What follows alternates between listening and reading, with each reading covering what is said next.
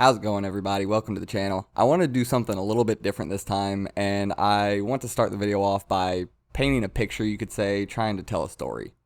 This story begins centuries ago, with a man, some call a giant, ascending to the clouds above to what we now know as a sky island.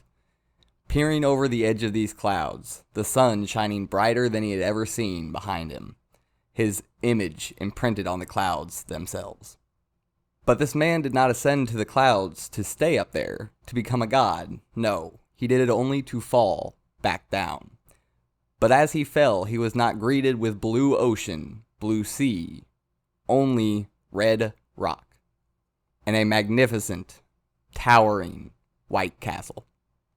Some call it the Holy Land, but this man has seen a land much higher than anything these gods could ever see.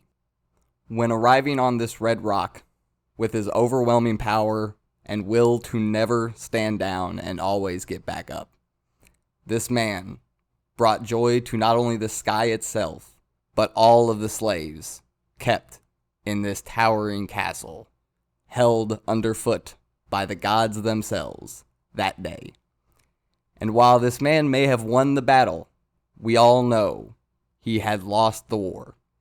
But this man's legend did not fall entirely.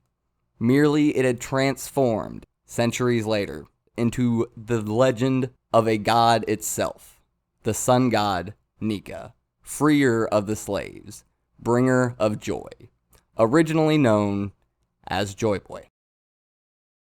I hope you guys enjoyed that a little bit. It was kind of fun to do. It was something really different, and this is just kind of a story that formed in my mind, just as something really fun and cool to me, to kind of pull back the actual God aspect of all of this, and have it be more of legend transformed over years through history being under the foot of the government, not just the people.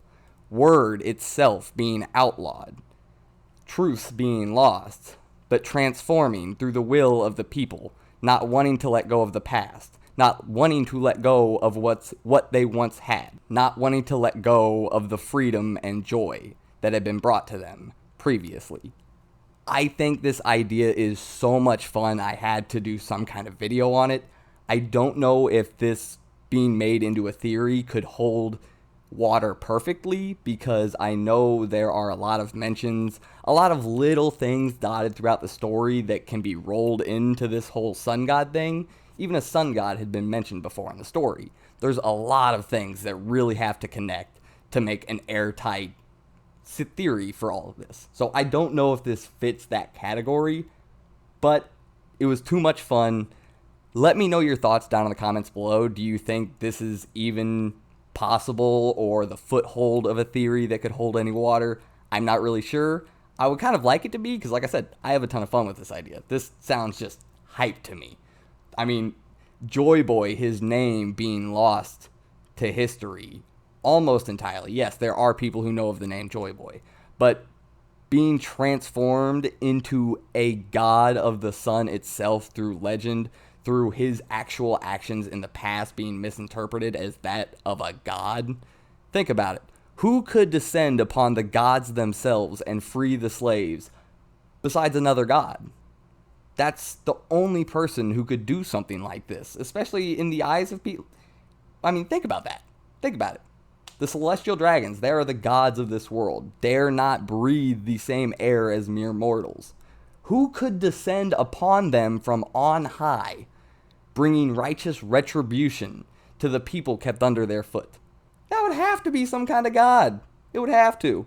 So it's just such a cool idea to me. I hope you guys enjoyed it. It's a quick one, actually, quicker than I was thinking it was going to be. So yeah, hope you guys enjoyed, and I'll see you next time. I'm out.